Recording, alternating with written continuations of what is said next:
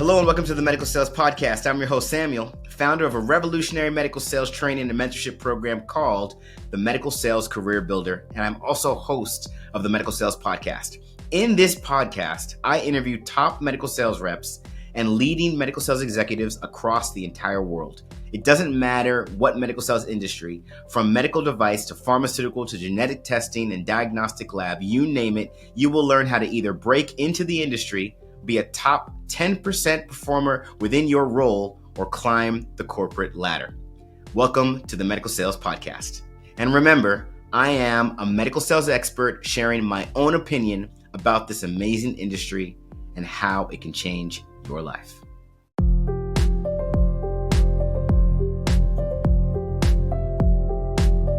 Hello and welcome to the Medical Sales Podcast. I'm your host, Samuel, and today we have another special guest, and he goes by the name of Terrence Wiggins.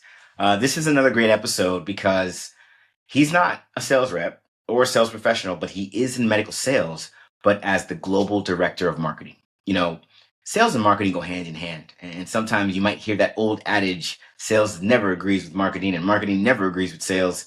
I'll let him tell you whether that's true or not, but the value of this episode is really the importance of understanding what marketing plays in the medical sales organization, and more importantly, what marketing plays as you as a brand, as a sales professional. You know, we are now in a time where social media is not just a cool thing you do when you have some free time. Social media is literally in every facet of our lives. And sometimes it's a complete distraction. Other times it's a complete resource. And companies have caught on. Just in the game of hiring alone, social media has become almost everything. And it's happening to other spaces. And of course, it's happening to medical sales. So this is one of those episodes where a senior executive is going to give us real knowledge that we can apply about what it means to understand marketing, use it for yourself, and of course, use it as a professional in medical sales. As always, we do our best to bring you innovative guests that are doing things differently in the medical sales space. So I really do hope you enjoy this interview. Terrence, who are you and what do you do? Great. Well, thank you. Again, as I mentioned, I'm so humbled and happy to be here to share my story. My name is Terrence Wiggins right now, and I'm the Global Marketing Director of Cook Medical. Cook Medical, founded in 1963, is one of the largest privately owned medical device companies in the world.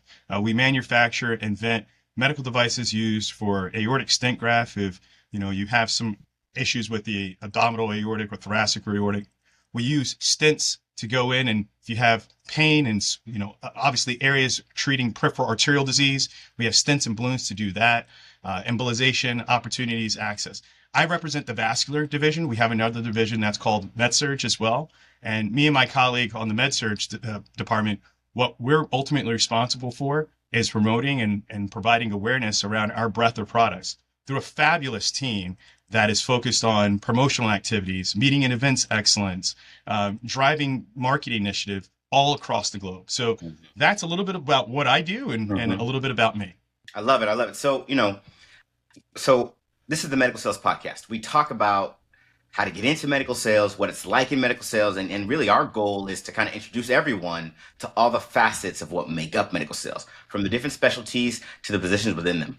But marketing, I don't think marketing, in my opinion, I don't think it's discussed enough. There's so much discussion about what the sales force is doing. Yeah. But a lot of our audience, they're curious about medical sales, and of course, they are in medical sales. Talk about how does marketing play into the success of a product? What is the marketing department, besides the obvious of we get the word out? What does it really mean when the marketing department is doing a good job and functioning well for a company? That's a great question. And I think, I can lay it down to the basics, the ABC, the dictionary episode of here's what marketing does, right? You can get all of that. Everybody can read that. But ultimately, it's really around owning a spot in the customer's mind through a lot of different channels, right? Through podcasting, through launching new products, through, social media, through LinkedIn. That's a big channel of ours. We do opportunities where we're going to meeting and events and making sure we're showcasing our products as well. To the promotional collateral, right? When we're giving to our sales team to make sure they understand the value proposition, not just features and benefits, but the value proposition this is going to bring. One of the big things that I preach a lot with my team is around that marketing and sales alignment, right? my marketing team make a great marketing campaign and a drive and awareness around a specific procedural solution. However, if the sales force is not aligned, then that's a disaster. Hmm. So it's really around what we're trying to do is set up the direction of the current existing pipeline, as well as connect with key physicians and figure out what that unmet market need is for the future pipeline and working alongside sales through that entire process. Does that answer what you're looking Yeah, for? it does. It does. In sales, there's this kind of age-old adage that sales and marketing don't get along often enough. Yes, Um, I'm aware. so, please talk to us a little bit about that. Yeah. How is sales supposed to get along with marketing? And what typically happens that even creates an age-old adage like that? I got a great theory about that, or a great analogy. Earlier in my career, before I got into marketing, I used to be a waiter at a country club. And, you know, I used to obviously go and serve the customer, right? That's ordered from the menu. I look at this analogy around marketing and sales working together as the waiters and the chefs, right? So marketing is really trying to understand what is the hot new sort of menu recipe or the hot new item, right? Put that together by putting all the ingredients together.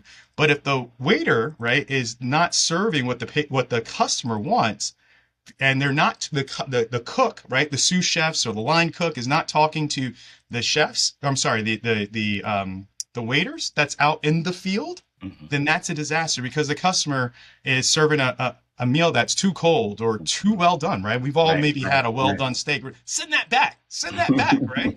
So I think it's important for the sales team to understand what those customer needs are, explain that to marketing, right? So therefore marketing can get it right. And then, like I said, that's where the harmony happens, where the chefs are working with the waiters and the customers leave that restaurant happy and telling their neighbors or their Right, spouses or their friends, hey, you got to go to the Wiggins restaurant. It's happening there. right. Does that make sense? Yeah, it makes perfect sense. What's the challenge in that? Well, the challenge in that is, I think, really understanding, and it's around communication. That's an easy challenge to overcome. I think in my group and even in my career, I found the opportunity to just sit down and communicate, making sure the goals are aligned, making sure that both teams understand where the goals are, how do they measure the goals, how do they drive success, follow up, etc. I think it has to do a lot with just communication and collaboration. But if you're working in sync like a well-oiled machine, then you can really do some really great things together. So a Sure. challenge is really just communicating. And the one thing I'll add in, as I think about it now, it's tougher to communicate, right? We're doing this virtually, right? Right, right. A lot of companies are remote and hybrid. Even our field team is out in the field and they're making phone calls or having windshield time, right? They're not really necessarily connecting as if they're in an office-based setting. So that makes communication even harder as well. So, as the global marketing director, you're in charge of it all. What weighs more? The marketing that happens outside of what the sales reps are supposed to do, or the marketing that happens with the sales reps, or is it even? At least with Cook, how does it where is break that down for us? Yeah, yeah, absolutely. I'd love to break it down. You know, what I'm blessed to have what I call a market development team, as well as a global product marketing team as well. And there's a lot of different facets within marketing at Cook. We have an agency team, we have a brand team, we have a marketing operations team, probably forgetting a few, but it's a big group to really, like I said, making sure we're providing brand awareness so therefore we can attract customers and obviously retain customers. So when I look at this, I'm going to really hone in on the market development team because the market development team is supposed to develop the market. They're the ones that is their job descriptions be very connected through understanding that customer connection, right? Who are the physicians that we need to partner with because of the influence they may have over a certain geography or even a certain, specialty. Sure. The other part of that is really making sure we're sales enabling, right? Uh, Again, our sales team, they're busy. They're trying to obviously hit their specific goals and objectives from a number perspective. They're trying to make sure they're following up with their customers, et cetera. However, there's a lot of tools at their disposal. And our market development team is trying to become sales enablement.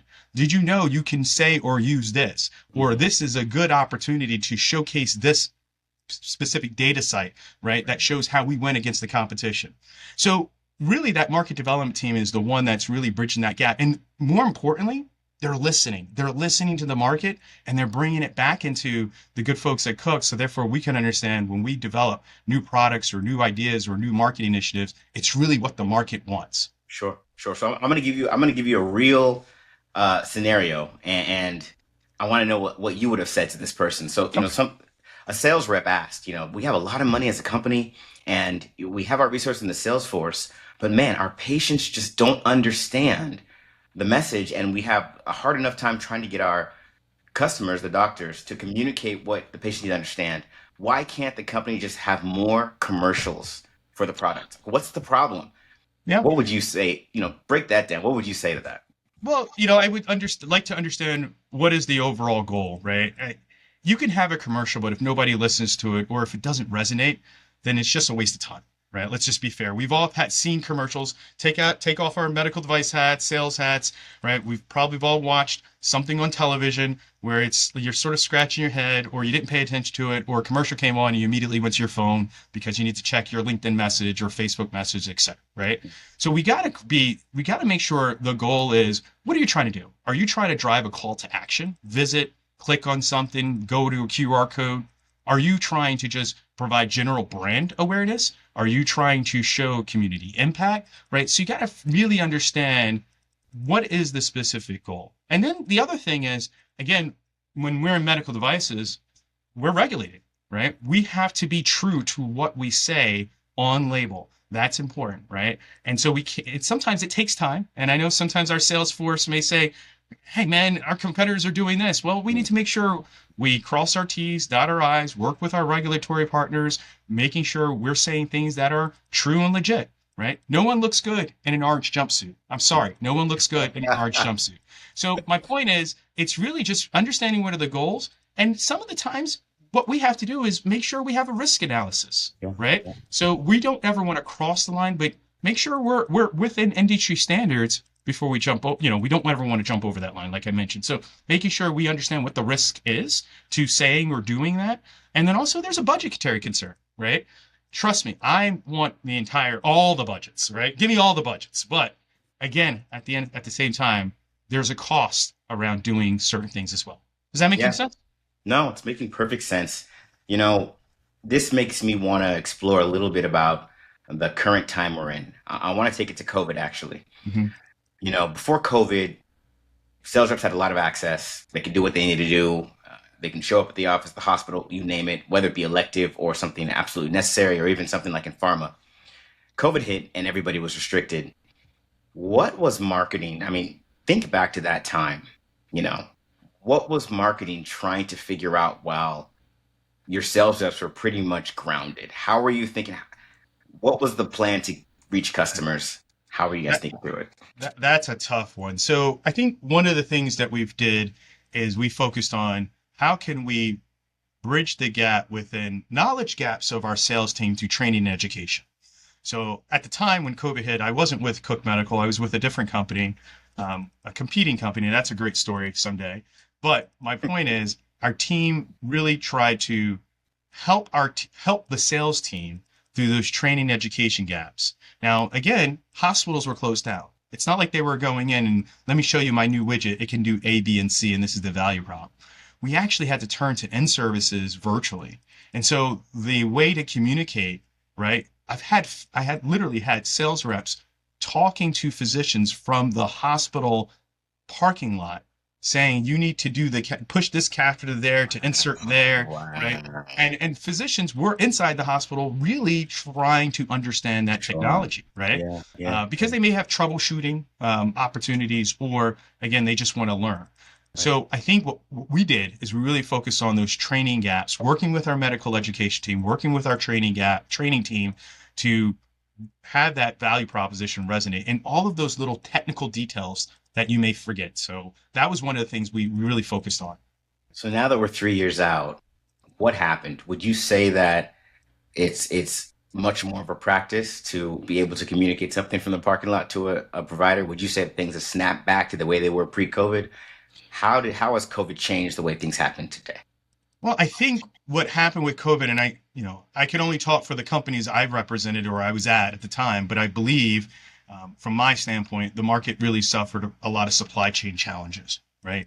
You can have a great story and a great value proposition, but if you don't have the supply, Mm, right, then forget about it. mm, I think of the ways, even outside of medical sales, my son, he plays the PlayStation 5 when it first came out. He was dying for it. He was craving for it. mm. But as you know, it was high demand, no Right, supply, right? right, High demand, no supply. right. So I think we're finally now starting to turn the corner where supply is starting to get stabilized. I think when I look at, for example, meeting and events, people are going back to in person. There's very rare, more hybrid opportunities, virtual opportunities.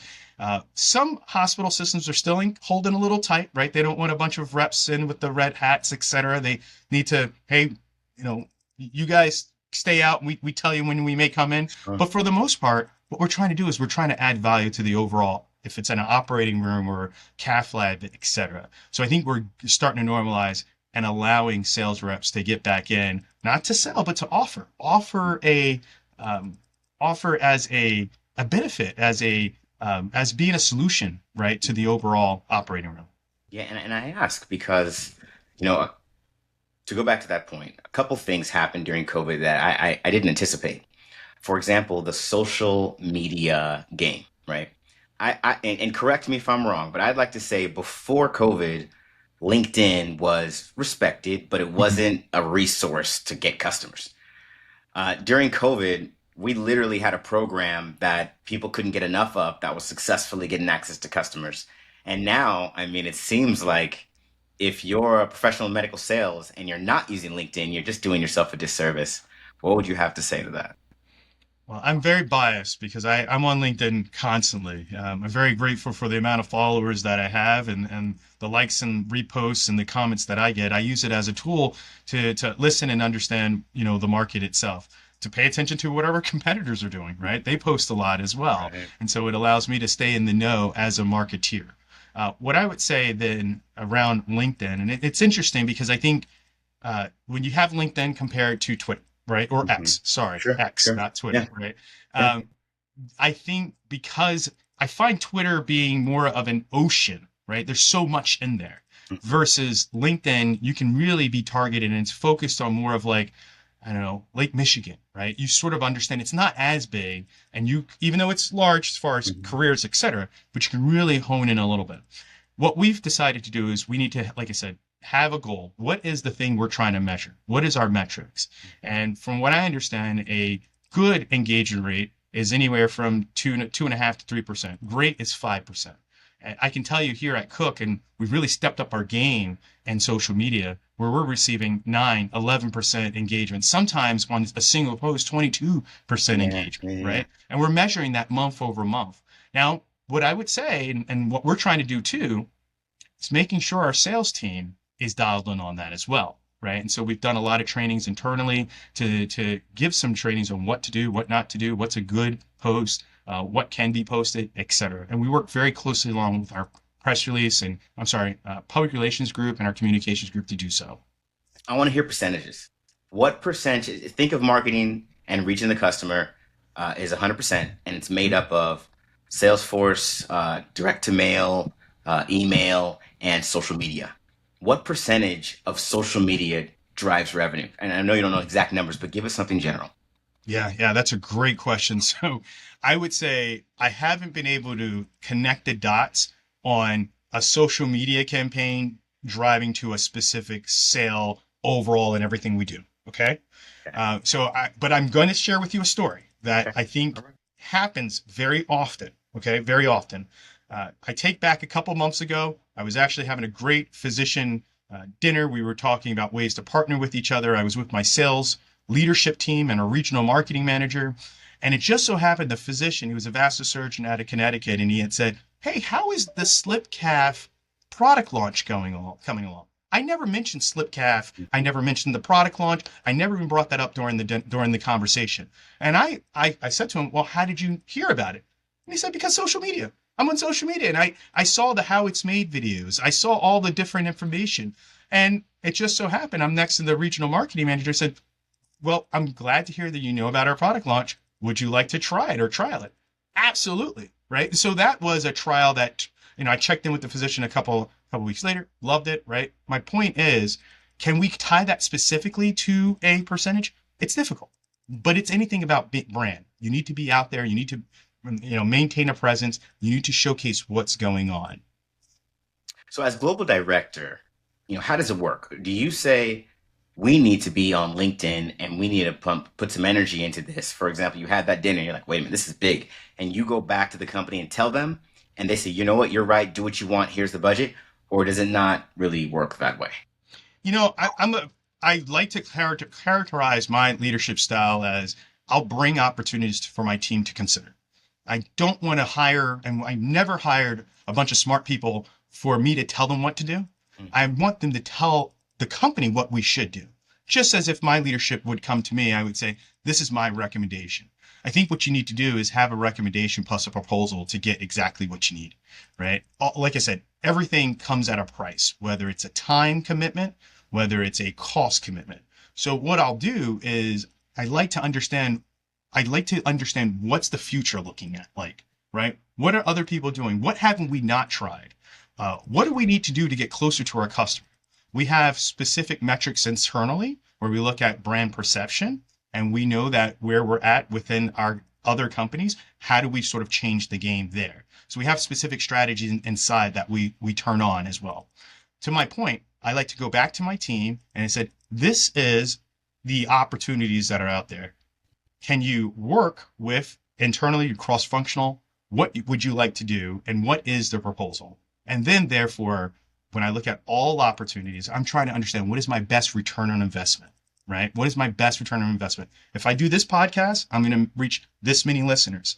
Or if I pay this much money into social media, I'm going to get this return. Sure. And I absolutely have to make that decision that's best for the company. So therefore we get the greatest return on investment and win market share. Sure. Thank you for that. One thing I loved about the things you're doing in your current role is you had social media engagement and social media reach identified as a metric. Has that always been there, or was that post-COVID? That hasn't always been there for Cook. I think part of what we needed to do is make sure we put out good content, right? I'll give you an example. You may have a big meeting such as a Society of Interventional Radiologists, SIR, or SVS, Society of Vascular Surgeons, and you could put a post, we're going to be there. Well, everybody does that. So what? You're going to go to a meeting, right? I'm sure that's great. However, come to our meeting booth because we're now launching XYZ product. We now have this simulator that's online that's never before seen. We now have these podcasts. We actually do podcasts at booths as well, right? So we need a reason why. What's in it for me? And so therefore we created a lot of content earlier on and we continue to develop it. And we're constantly thinking about new content. We've done a lot around meeting and events. Recently, we've been focusing on highlighting physician studies, clinical studies to support our product lines. We're also looking at community impact. And also as Cook Medical, we've looked at ways we're communicating to the outside around how we're changing as an organization. Sure. Those are just a little flavor of what we're doing. There's a lot more. I'm not going to give you the whole bag, but there's a lot more that we've already prepared that we want to do to capture the hearts and minds of physicians. So let me take it to the rep then. I think one thing that's pretty cool that's happening in this day and age is a sales rep can become an influencer on a platform. Absolutely. And just like now we're talking about LinkedIn, a sales rep become an influencer on LinkedIn. And I've seen sales reps go from working with a company, and because their brand got so big, within 2 years, they're leading an entire division, right? So it's almost as if social media has created a career support to give you the ability to do things you wouldn't be able to do otherwise. But from your vantage point, you being global marketing director, have been in marketing for 20 years. What is your opinion on sales reps trying to use social media to reach customers? Well, I think they have to understand the rules of, and I hate to say the rules of the game, but everything has rules, right? So really understanding what's going to provide good content. what can you do within the realms of the company, right? Speaking with if you have a social media manager or a communication team, really understanding that you don't want to put something out there that is not on brand, right? You've created yourself, or something that can potentially land you in some deep trouble, right? So you got to make sure you understand that. Some companies don't don't like to do that, right? There's some companies that are not on social media, and you got to respect that. So is there a way where you can use that while you're staying within, like I said, coloring within the lines? So I think really number one, understanding the rules is number two, right? Number one, sorry. Number two is speaking what's going to drive good engagement, right? What does your audience want to see? And again, producing it. The third thing is making sure you have either a content calendar, or you're being consistent. I can tell you, right? We've all probably had podcasts or specific social media areas where you go on and you go, oh, they gave up. They did one or two, Right. and No, that's I it. hear you. Yeah. And it was good stuff. I actually had a sort of side story. I had a cook employee that's actually wanted to do some podcasting, and he did one. And he said to me, and he was like, man, I think I only got like 15 views. I should, what did I do wrong? And I said, you didn't do anything wrong. Right. Get a goal, do 10, and then come back and look at that. Because then you can really sort of gauge what works and what doesn't work. And he said, oh, okay, great. So don't talk to me until you have like 10. I mean, I can consult you on all 10, Sure. But then we can look at it as a together, not as just one episode. Could you imagine looking at a Game of Thrones episode and seeing episode 1 and not the rest of the season? You'd be so upset, right? So keep going. No, I like it. Okay. With the sales rep, do you feel that in 2024, it's necessary for a sales rep to have a social media presence? Absolutely. Number one, there are some folks that I've had people that have not had LinkedIn accounts before, both in leadership positions and also just starting out.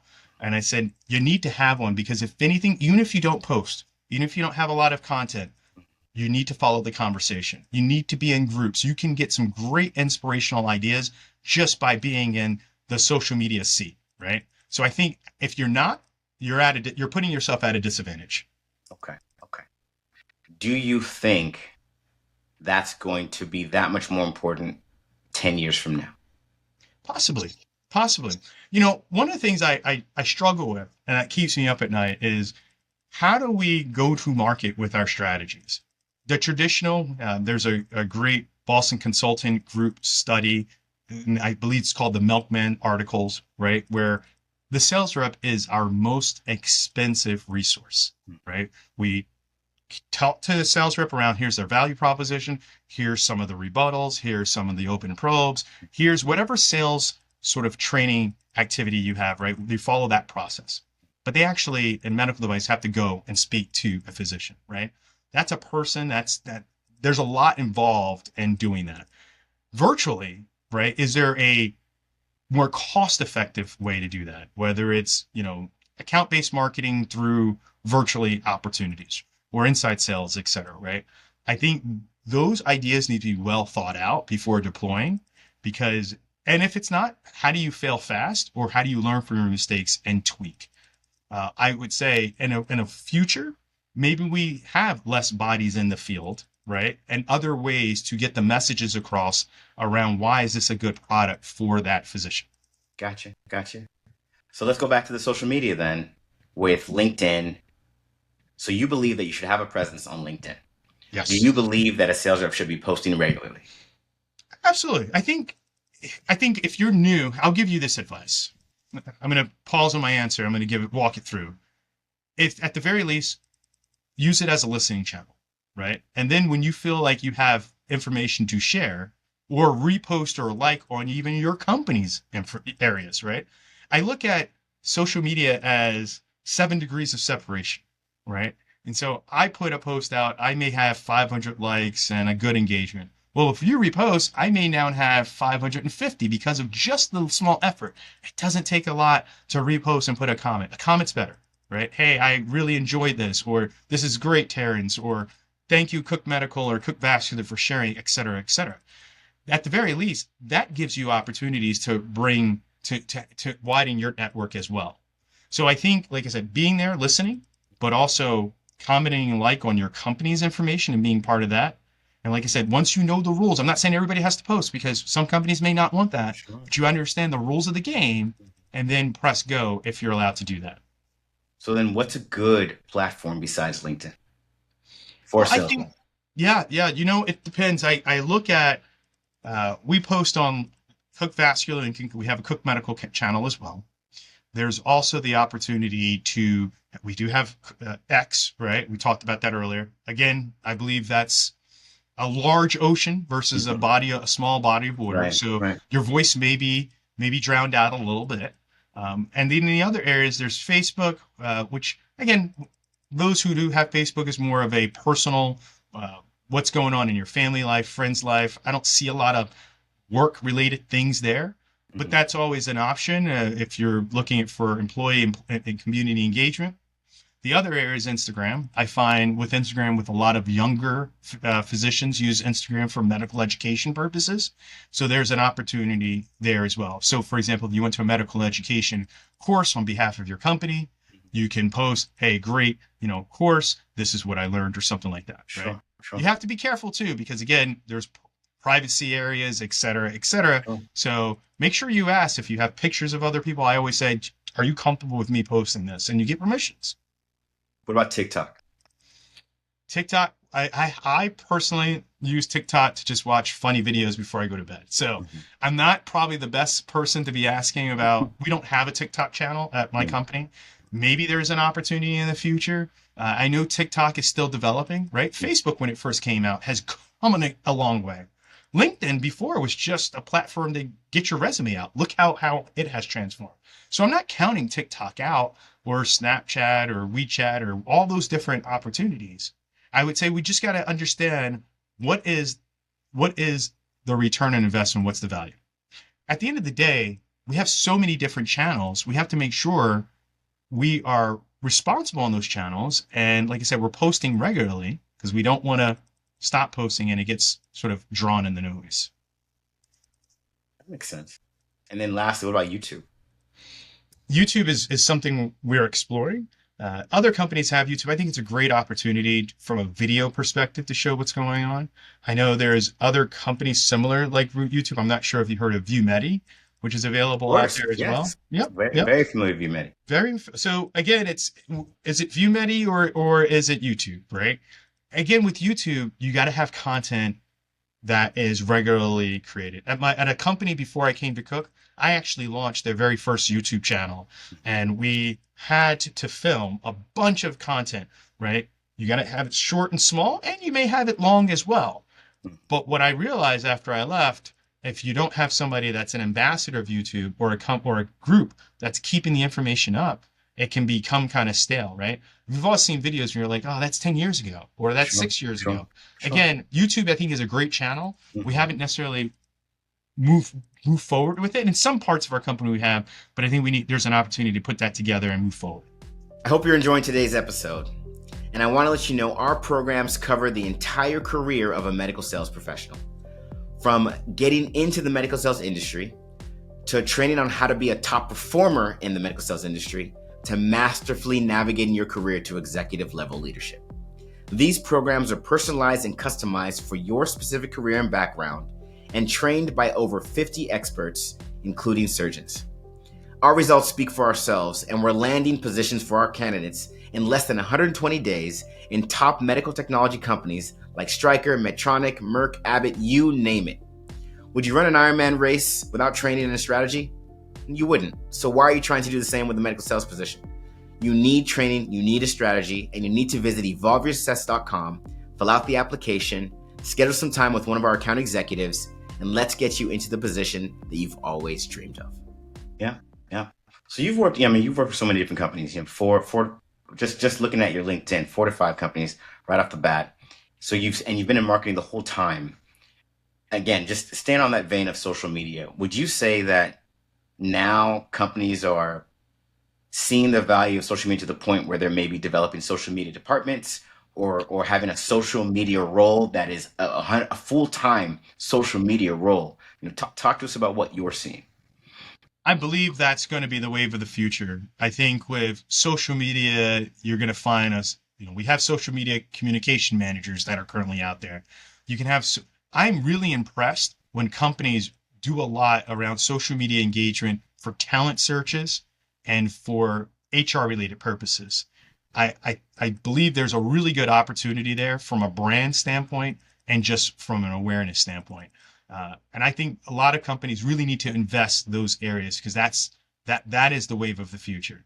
I see a world where HR should have a social media manager on their area, right? Especially if you are a company that is big enough where unfortunately you may have, people in and out, right? That's going to be happening, right? Not saying that you have a high turnover rate, but you're a large company and you know that there's going to be attrition, right? So it's important to just make sure you're grabbing a showcasing an opportunity to come work for your company. Or if you're a startup company or a startup new division and you need to say we're hiring and grab a bunch of folks, right? When we started our social media campaigns for new opportunities, we get a lot of resumes and a lot of interest from social media. The next step is to make sure that people are qualified. Don't mistake motivation and inspiration as experience, right? We need to make sure they're qualified to do the role, and we do a lot of that as well. Sure.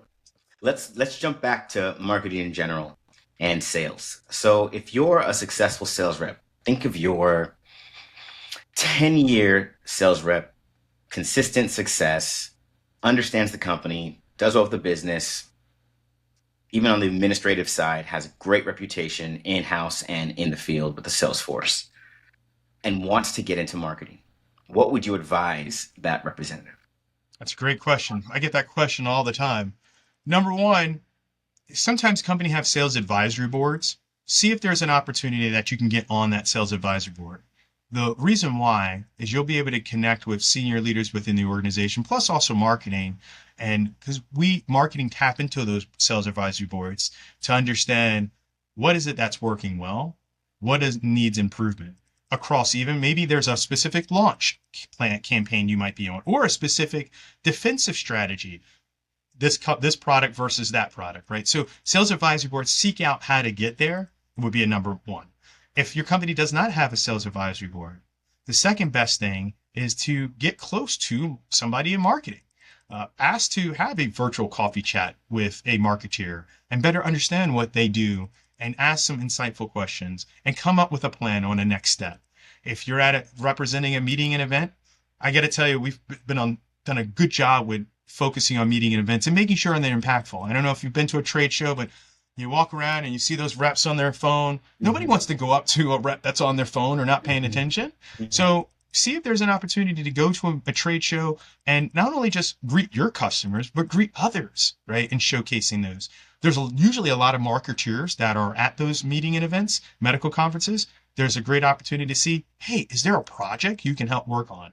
So I think, by sales advisory boards, networking within marketing, going to medical conferences, or even if you just have a great idea, call up your marketeer, find out who you can ask, and then do a follow-up, right? Because sometimes ideas are just ideas, and they may not do it. So follow up, right? Really understand that. Does that make sense?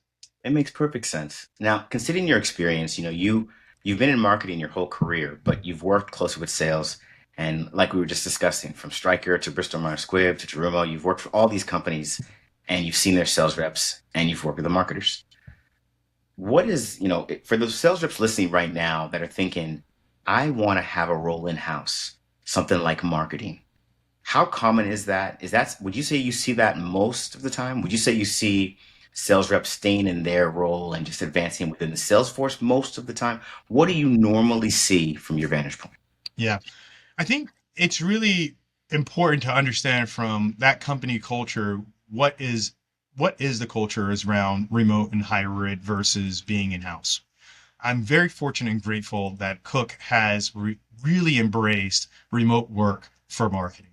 Pretty much all of my marketeers are remote. actually, some folks live closer to the home office, but they're not required to go into the home office. It's good, right? Because again, we still need to connect with the team that's there at the home office as well. So really finding out geographically where you are, where is your home office, right? Is there an opportunity if they feel that marketeers need to be in-house? Are you in a geographic location, or will you be able to move closer to that area? If that's not, is there an opportunity to still bring value by doing projects remotely, right? A lot of our sales team, again, like I mentioned, I'm blessed with market development team. They're all remote. We have a team in America, a team in Europe, a team in APAC, and they don't live next to the home office. They can go into the home office, etc. But their job is, like I said, sales enablement, customer engagement, etc. So they really need to work with the sales team to understand what are the best of their needs and create projects that meet that. So what I would say is figure out what your company policy is, number one. And then also, like I said, then try to figure out, is that your career path where you want to go on to? Is it a career in marketing overall, or is it a stepping stone to something else? Okay. Now let's take your career path. So you started as a marketing intern for golf. Um, did you actually now I saw Bill Murray there in a little article about that. Did you actually meet Bill Murray, or that was just Yes. Yes. really? It was awesome. Bill Murray and his family, his brothers. So Wow. you would say celebrities are celebrities, right? Awestruck moment. I'm 21 years old. He opened up the very first Caddyshack restaurant at World Golf Village in St. Augustine. I happened to be working there, working for the PGA Tour. So part of what I was doing in marketing was communications, and I had to get press releases out and get the local media around. Oh, And, we opened it up like, scissors and the big red tape and everything. And here walks in Bill Murray, right? Everybody's very nicely dressed. We got the World Golf Commissioner there. We've got, I think I was in a suit and tie, right? Bill Murray comes in with a t-shirt. I think he had like a little ketchup stain somewhere. And, his hair wasn't really, not trying to beat up Bill Murray, but he's like, he's a celebrity. yeah, This yeah, is my yeah, restaurant. I'm not yeah, gonna get dressed up. Like, hey, here you go. yeah. It was fun. But yeah, got to meet Bill, and I got to meet Tiger Woods as well while I was there. Wow. Yeah, I got to meet Wow. Tiger Woods. So in Amazing. fact, another quick fun story. Here I am, 21 years old. I'm thinking my head's bigger than it is, and I was excited to be at the PGA Tour, and it was the year of the PGA Championship, and I remember all my interns sitting around the lunch table with us. The players got to eat in and out, right, of TPC Sawgrass, which is in Point Vedra, so they got to practice there, eat there, etc. And one of my interns said, "Hey, who do you think is going to beat the PGA Championship?" Right? This is 2021. Tiger's on his come up. And I said, no, I don't think he's going to do it. I think he's too overrated. I think Duvall, who's a Jacksonville native, I think Duvall's going to take it. Sure. And so, of course, I'm talking all this schmack, right? I look, everybody's eyeballs get big and white. I go, he's right behind me, isn't he? Sure enough, Mr. Woods was right behind me. Wow. It's like talking smack at his So, arena, and that's where I was. so what He, he happened? he pointed to me. He knew I was talking about him, and I was scared. I didn't, nothing else happened. I thought I was going home. HR was going to call me. They never called me. But if you look it up, 2021, Duvall took the championship that year. And that was the only year. No one has heard from Duvall since, right? And Tiger lost. So Right. I was right.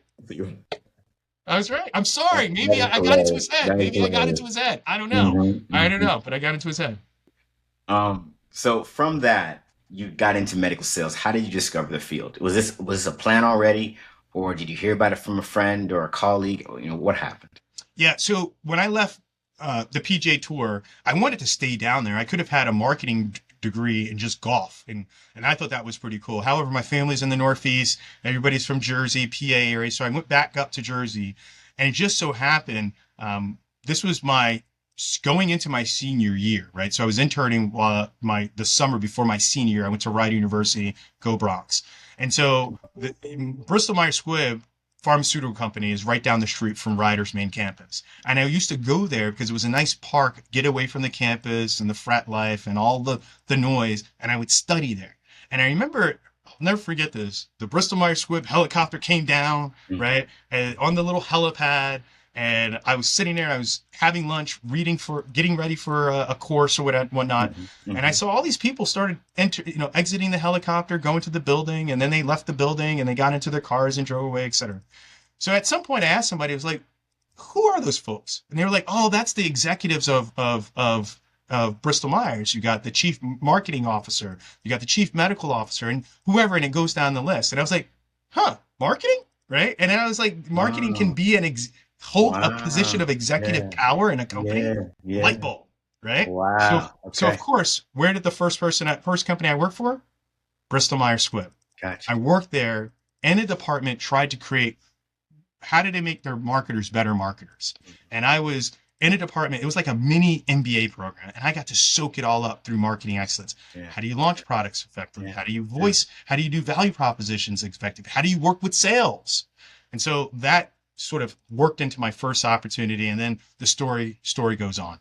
Sure. You know, what I love about your career, the way you described marketing when we first got on this call is you're developing the market.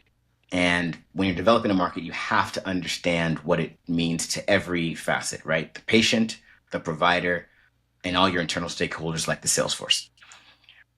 When it comes to the patient, what is the way that marketing finds out what they need to know to properly develop a market?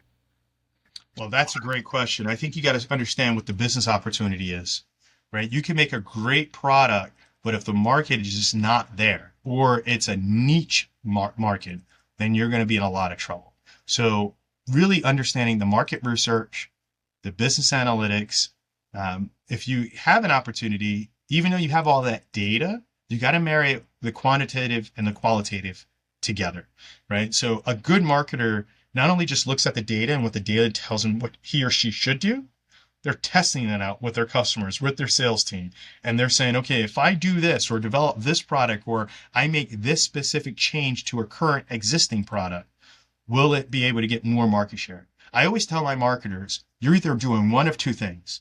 You're developing a product for a brand new market that doesn't exist right now, right? Think of what Steve Jobs did. We all have mostly, iPads and phones now, right? That has all types of information. That was a new market that never existed. I mean, yeah, there were MP3 players and yeah, there were, phones, etc. But he really developed a brand new market with what he did. And then also the second part, what you're doing is you're stealing share from your competitors. So you have to ask your question, which slice of the pizza pie, right? Which slice of the share you plan to target, right? Are you going to go after the you know, uh, big multi-billion dollar company, or you're going to go at the smaller guys, right? How are you going to win? So how are you going to win to do that? Building a market, stealing a market share. How do you get feedback from the patients? From the patients, we usually get the feedback from the physicians through listening to from the patients. I'm not in a business where we do a lot of patient focused marketing. We Sure. do a lot of more of here's the procedure or here's the disease state, right? Here's what you need to understand about peripheral arterial disease. Here's what you need to understand about aortic disease, right? And we do some overall disease state awareness opportunities. Typically, what we've done is we've done patient videos and patient stories, but that's after the fact that the physician had said, hey, I have a great story, Terrence. You got to Sure. hear this. And then we Sure. get connected with that patient. Sure. Sure. What is, your global director now? I kind of want to go get a little bit into how you got to this position because you started as an intern, you became a product manager, and then here we are.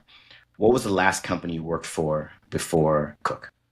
So the last company I worked for was a Japanese-based company. This was founded in 1901. It was called Tsurumo Interventional System. Tsurumo Medical is the bigger company. Tsurumo Interventional System was a division of Tsurumo Medical. And they had an office in New Jersey, and I worked there as a product manager, focusing on first start. I was there for 10 years. But at the time, so you're probably asking, why did I leave or why did I get to the next area? I really enjoyed, and I think there's some great folks there. But at the time, I was working in that department where I was focusing on managing this product line and then managing this product line and then managing this product line, which is great because I got great exposure around embolization or CLTI and PAD. And then before I left, I was global manager of the entire vascular closure business, which is awesome. Very blessed and grateful to do that. But in my career, I thought I felt enough on how to manage a franchise. I really wanted to manage the whole thing. And by by, thank God, this position to open up to opportunity to manage all of global vascular. And it was just a fit where my career ambitions, the experience I had, and obviously we're able to move into this position. And like I said, been here for almost 3 years. Wow. So when you think back to your position at Termo and you were moving from project manager into director role, if you were to identify three things you started to do differently or just exceptionally well that allowed you to make that move, what would you say? I usually say it's actually, I'm going to break it down to two, because this is what I say to many folks when they come into either working for me or working through with me. Know the business, know the stakeholders. Know the business, know the stakeholders. Number one, you know, you chose to do this, right? This whatever job that you're signing up for. So be the best at it, right? Why would you give 80% when you can give 120%? Do people know you for your work ethic? Do they know for you for really, hey, when I tap on Terrence's shoulder, he's going to help me. And if he doesn't know the answer, that's okay, but he's going to follow up, right? So know your business as best as possible. And what that means is knowing everything about it, right? So therefore you're that key product leader or whatever you're doing, right? So really be good at your job, right? Basically, and don't have no excuses, right? I would say know the business is number one. Now, that's one part of the formula. The other part is knowing key stakeholders that can help you as well, right? Because you can't do it all by yourself. You can't. You need to understand who in your organization, either a cross-functional that you can go to help get those answers when you don't know it. So knowing the stakeholders is very important. Know the business, know the stakeholders. And again, there's a great book by Patrick Leone around humble, hungry, and smart. I think those are good leadership principles. Dale Carnegie, right? Great. There's a lot of great books I've read. How to Stay Neutral, right? When things get sort of by Trevor Mowat, when things go maybe lopsided. Those are all great sort of traits, but I always go back to my first two: is know the business, know the stakeholders, and then all those other different things help you to stay hungry for the next opportunity. Absolutely. We're gonna be bringing it to a close soon, Terrence. This has been fantastic, but I have a few more questions. When it comes, and I'm gonna take it back to social media. We're on a virtual podcast right now, and virtuals become such a big player, even in the medical sales space. When it comes to your biggest win Mm-hmm. through social engagement, and I'll set the context. We worked with a sales professional that was trying to get access to the chief of neurosurgery in a big hospital. And the rep had no access. I mean, just nothing could happen. They weren't able to get access any way they saw fit. We helped them become an influencer in the space. And long story short, the chief of neurosurgery actually reached out to them and they landed one of the biggest contracts of their career. When you think of all the experience you've had in social media, give us your biggest win from a customer perspective. I was going to go back to that dinner. You see, I already told you my biggest win, because it's those little things, right? It's a small win that adds up to big wins. But since you're asking me for my biggest win, uh, man, I would say just, I'm going to wrap it up in a big theme. You know, Cook Medical is doing some fantastic thing. If you're not following us, please follow us at Cook Vascular or Cook Medical, or you could follow me and you could see I repost a lot of that. I'm really, really proud of the team, and it's the win collectively around the content and what we're doing on that channel. If you were to go back maybe 2, 3 years ago, there was, yes, some good content, but the way the team is, they're thinking about a marketing initiative, right, to get in front of our sales team. And immediately I could ask the question, well, what's your social media strategy? And they go boom, boom, boom, boom, boom. So I'm really, really proud that biggest win of the team is now thinking about putting social media as well, right, with their overall marketing initiatives. And there's some good information on there. And I always smile when I go on and I see something I didn't even know about, but like our medical education just had a really great course and they're posting on social media. Sure. When I see a physician that's holding, a banner that talks about, 12 years of custom seal zones with the disclaimers there, but he's really proud, right? Those things make me smile and they make me proud. So my biggest area is just what we're doing right now as a collective group. We're not doing it in a silo. We're doing it as a collective group. Thank you for that, Terrence. Well, Terrence, where can people find you? You can find me on LinkedIn and Twitter. At Twitter, my handle is TW Marketing Dude. Obviously fits the bill.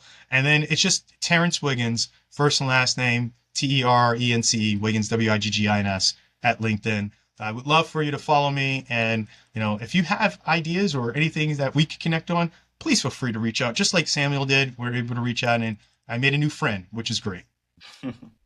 Terrence, we have one more thing to do. It's called the lightning round. Okay. Are you ready? I'm ready. Let's light it up. Right. Let's light Let's it light up. it up. Okay. First question. You have less than 10 seconds to answer. What is the best book you've read in the last 6 months? Good to Great by Jim Collins. I literally just bought this book about 2 weeks ago and I just finished it. Nice. So, boom. Nice. Good to Great. Nice. That will be in the show notes, folks. What is the best movie or TV show you've seen in the last 6 months? House of the Dragons. I love it. Mwah. House of the Dragons season 2. Every Sunday night, I'm like, let me get up there, get my popcorn. Let's go. Team Green, Team Black. I'm in it. That's fantastic. I have to agree. What is the best meal you've had in the last 6 months? We want the restaurant, the item, and the location. Great, great. So I had some friends that flew out to Philadelphia. We went to this restaurant called Pod. I'm a sushi lover. They do this dragon roll that's unbelievable. It's Mm. downtown. That's the Rittenhouse Square in Philadelphia. It's called Pod Sushi Restaurant. Man, you just Dragon sold roll. that one. That's happening. That is going to happen. Okay, and then last question, but not least, what's the best experience you've had in the last 6 months? Man. Best experience?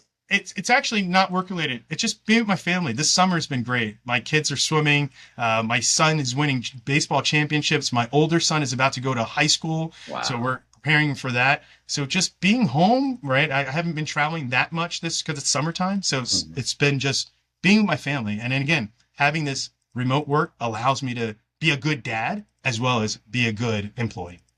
Couldn't be said better. Terrence, again, thank you for the time. Thank you so much. Appreciate it. Terrence Wiggins, wasn't that fantastic? What I love about what he said is he also agrees that this is the direction things are going. The virtual world is the real world. And engagement on the virtual world is becoming more and more and more important. And not only that, doing things in the virtual world is becoming more and more effective. Right? Real results are happening now. I remember years ago, I'm talking maybe 15 years ago, maybe even longer. And I remember I saw an article about I don't know if it was political, but it was a public figurehead that made a tweet. And I remember thinking, oh my gosh, it's a tweet. Like nobody's gonna see that.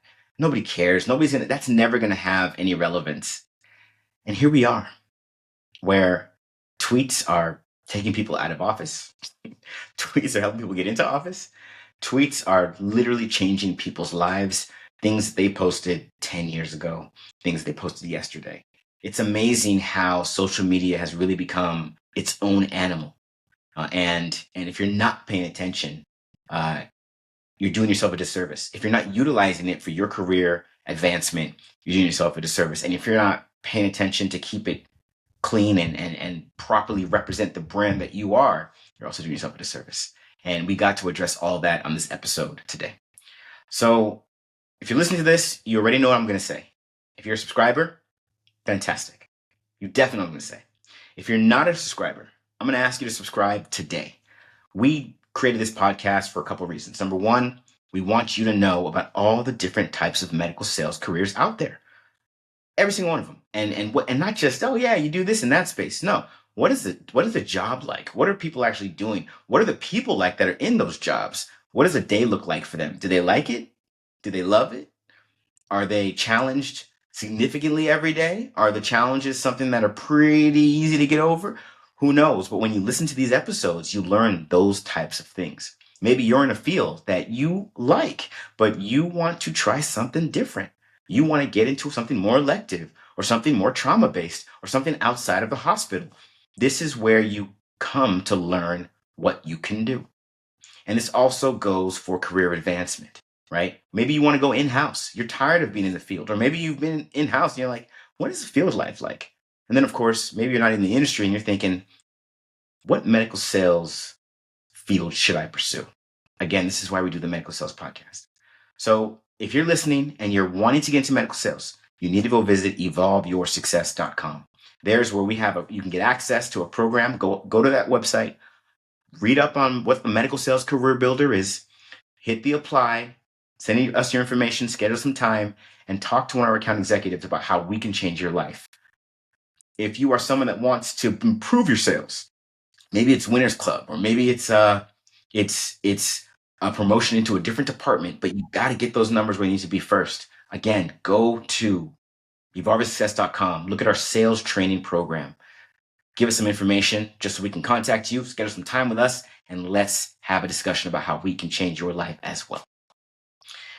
It's truly a joy to do these podcasts. It's truly a joy to share all this information with you, my amazing subscribers. And again, I say subscribers because it's critical for us to be able to continue, for us to bring you this amazing information, these fantastic guests that are just packed with valuable resources and valuable information for you to excel in whatever you choose to do. Please subscribe. If you're listening right now and you haven't subscribed, take a moment and subscribe right now. As always, we do our best to bring you innovative guests, so make sure you tune in next week for another episode of the Medical Sales Podcast. I hope you enjoyed today's episode. And remember, I have a customized and personalized program that gets you into the medical technology industry as a sales professional, or any type of role for that matter. Become a top performer in your position and masterfully navigate your career to executive level leadership. Check out these programs and learn more at evolveyoursuccess.com by visiting our site, filling out an application, schedule some time with one of our account executives, and allowing us to get you where you need to be. Stay tuned for more awesome content with amazing interviews on the Medical Sales Podcast.